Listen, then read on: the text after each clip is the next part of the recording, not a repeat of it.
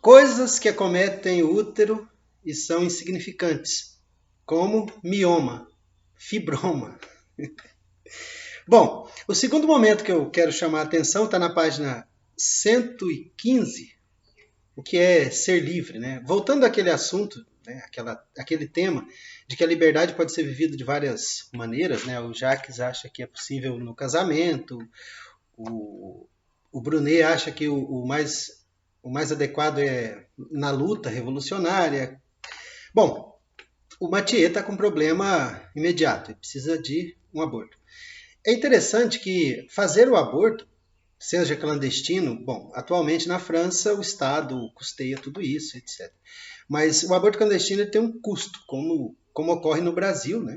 Ele tem um custo e não é um custo barato, é como uma droga. Por ser proibido, é algo que é feito na ilegalidade, e por isso quem faz corre um risco, e esse risco é cobrado a mais, então é um custo alto. E há um risco também, evidente, para quem faz o aborto, uma vez que ele é clandestino, cuidado, não, enfim, as clínicas são clandestinas e todo o resto. Mas o interessante é que o fato de uma relação sexual criar, né, no útero esse pequeno morango, que pode ser retirado, mas que demanda um dinheiro, faz com que o Mathieu se sinta situado. Ele precisa de dinheiro. E ele começa a sua. Enfim, o que o Mathieu está buscando no livro inteiro? Um jeito de fazer o aborto. E a maneira mais adequada é pagando um lugar, enfim, que faça esse trabalho com o mínimo de decência. É o mínimo que ele pode fazer para aquela que serviu de mulher para ele por tanto tempo. 7 anos, salvo engano, eles já estavam juntos. Bom, e aí ele está falando com o Daniel a respeito de dinheiro. O Daniel fala para ele, tem uns lugares que emprestam dinheiro. E claro, emprestar dinheiro tem, mas você tem que ter dinheiro para que te emprestem dinheiro. Se você não tiver um calção, alguém que vá lá e seja fiador, ninguém vai te emprestar dinheiro. Se você não tiver a sua terra, para se caso você não conseguir pagar o dinheiro que você pegou do banco e eles pegarem a sua terra, e aí vai, né? O carro, a gente financia o carro, mas eles pegam o carro de volta e por aí vai.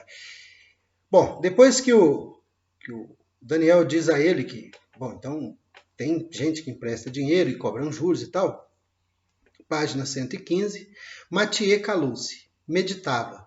Daniel sentiu repentinamente um pequeno choque mole. Malvina lhe saltara nos joelhos e se instalara ronronando. Esta é uma que não tem rancor, pensou com nojo. Pôs-se a acariciá-la negligentemente. Os animais e os homens não chegavam a odiá-lo, por causa de sua inércia bonachona e talvez de seu rosto. Mathieu absorvera-se em seus pequenos cálculos miseráveis. Também não tinha rancor. Daniel inclinou-se sobre Malvina e coçou-lhe o crânio. Sua mão tremia. No fundo, disse, sem olhar Mathieu, estou quase contente de não ter o dinheiro. Acabo de pensar, você, que quer tanto ser livre, está aí uma oportunidade maravilhosa para um ato de liberdade. Um ato de liberdade? Mathieu parecia não entender. Daniel ergueu a cabeça. Sim, casar com Marcelle. Mathieu encarou-o, franzindo as sobrancelhas. Estaria sendo caçoado? Daniel sustentou o olhar com ar de gravidade modesta. Está maluco? Perguntou Mathieu. Por quê? Uma simples palavra e você muda toda a sua vida. Isso lhe acontece todos os dias. Mathieu pôs-se a rir. Ele preferia rir, pensou Daniel, agastado. Você não consegue me tentar, disse Mathieu, principalmente nesse momento.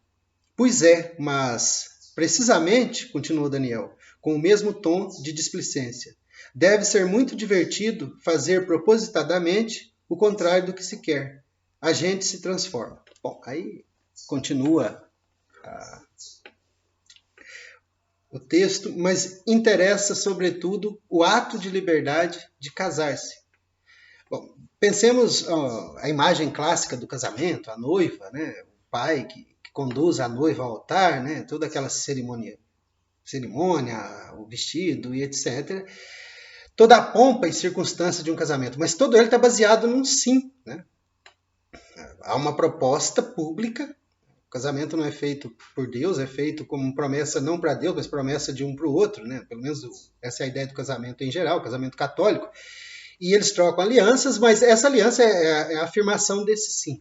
Vamos pensar um sim um pouco mais amplo, né? O sim da Maria, né? Na história lá da salvação do mundo, a Eva põe tudo a perder, e uma outra mulher vai encarnar o Filho de Deus. Mas ela o faz a partir de um sim. Deus não poderia obrigá-la.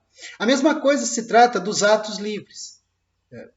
Ninguém obriga a dizer o sim. Mas uma vez dito o sim, a determinação não passa a ser uma limitação da liberdade, mas a afirmação da liberdade de ter dado aquele sim.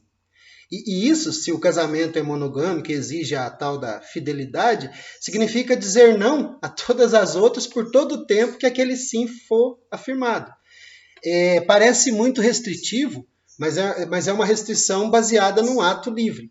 E é esse ato livre, e o mesmo se aplica, estou usando o exemplo do casamento, né, porque a proposta é casar com a Marcele, mas esse mesmo ato se aplica quando você começa a fazer parte de um grupo. Você faz parte da máfia, você só sai morto. Se você faz parte de um partido ou de uma religião, quando você abandona a religião ou o partido, você tende a perder com isso as pessoas com as quais você era unido exclusivamente a partir daí, né? Claro que se é uma relação familiar ou profissional, as coisas se complicam um pouco mais. Mas efetivamente deve ser divertido fazer aquilo que a gente não quer só para experimentar o horrível que é fazer aquilo que a gente entende como tolhendo a própria liberdade. Mas, de todo modo, chama a atenção o fato de que a displicência dele sobre a possibilidade... Um problema aqui, bom, eu não pago as minhas contas no amor, né? O Daniel também tinha esses problemas. Deve ser horrível você ser homoafetivo num lugar em que isso é crime e ter que ser pederasta, né, que é uma referência a pisadas no pé, que os banheiros na Europa geralmente tem uma parte assim vazada entre os vasos, e os homens se sentavam ali e um deixava o pé exposto para o outro pisar. Isso era uma espécie de código para eles se encontrarem, e tinha que ser uma coisa muito escondida, porque era algo que era denunciado e era crime.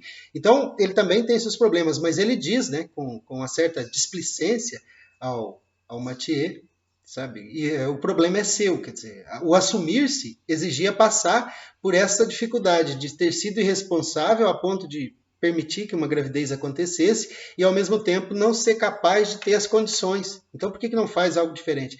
O mundo está sempre apontando em várias direções e por isso que a liberdade situada ela permanece absoluta. Ele poderia fazer muitas coisas em relação a Marcele. Ele seguiu o caminho mais do descompromisso, né? Visto que ele está passando uma ideia de que ser livre é não se comprometer. Isso nos leva à página 126, 127, quando aí sim a conversa do Mathieu é com seu irmão Jacques, e a gente tem o título do livro, né? O que é a idade da razão? Quando é que ela acontece? O que é a razão para começo de conversa, né? Do ponto de vista fenomenológico, a razão parece muito mais algo que é ensinado. Ensinado, e há um acordo entre aquilo que é ensinado e aquilo que nós podemos dar de resultado. Isso seria o entendimento, mas o entendimento, se não for alimentado, mas ele não é meramente alimentado, ele é alimentado da maneira correta. Nós temos hoje os negacionistas da ciência. Não dá para dizer que eles não têm entendimento. Só que o entendimento deles, alimentado da maneira errada, dá nisso. Então, ter entendimento não é suficiente para você fazer o cálculo e chegar à resposta adequada.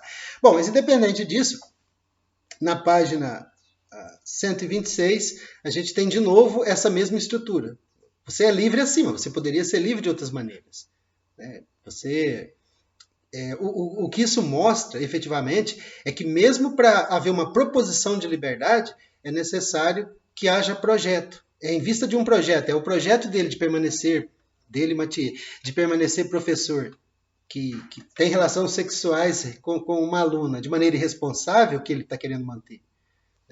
Ou seja, ele quer manter a má-fé de ter uma mulher sem dar a ela tudo aquilo que ela pode estar demandando, ou que ela, ainda que ela não demande, que a estrutura, né, o casamento demandaria, o ser mãe demandaria. Bom, final da página.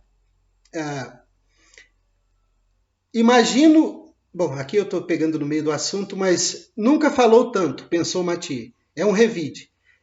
Falando do irmão.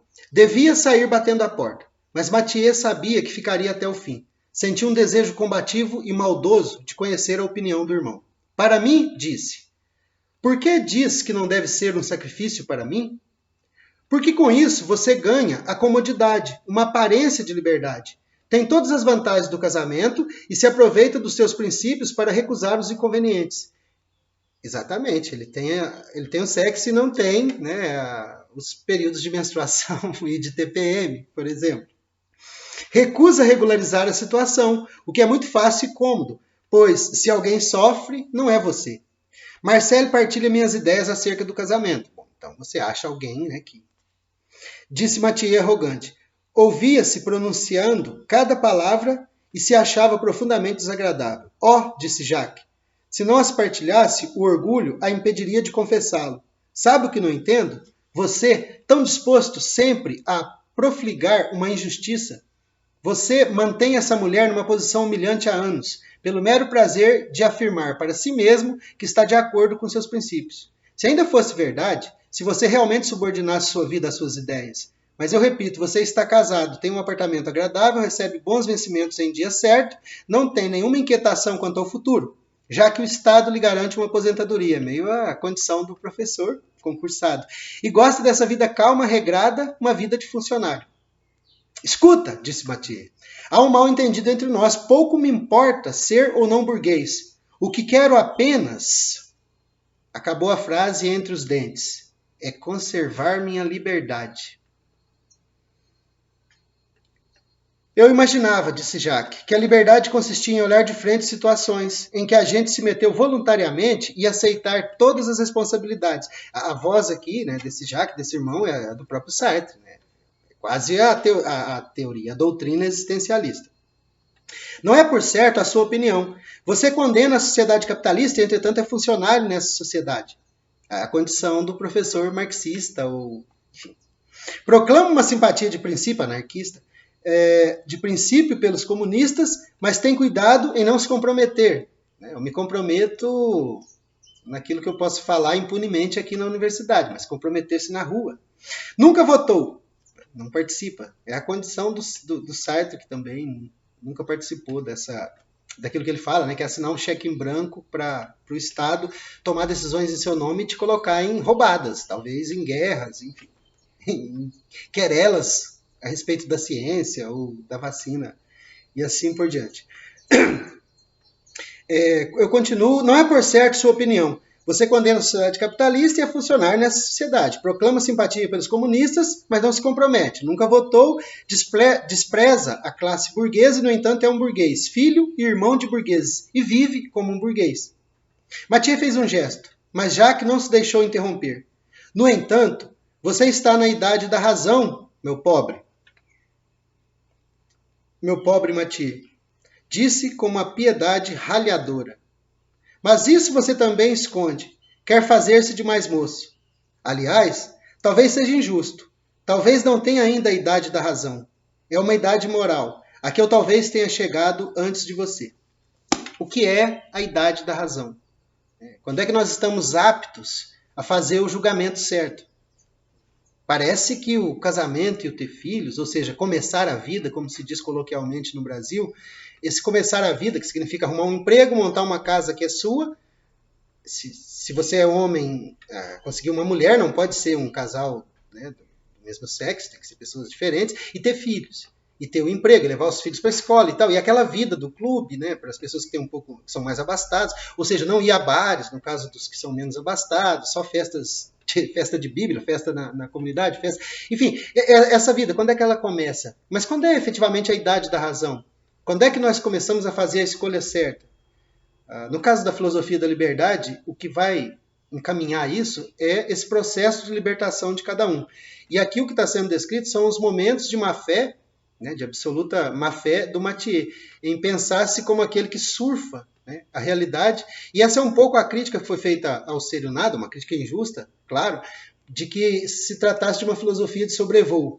Como é que ele pode sobrevoar, e essa é a pretensão, se ele mantém valores burgueses, mas não sou burguês? Ele recebe dinheiro do Estado, mas não sou... É a hipocrisia social, a qual já me referi em outros momentos, que acaba produzindo essa consciência tranquila e feliz, que é aparentemente libertária e livre, mas que, porque pautada no não comprometimento, é mais uma consciência de má fé.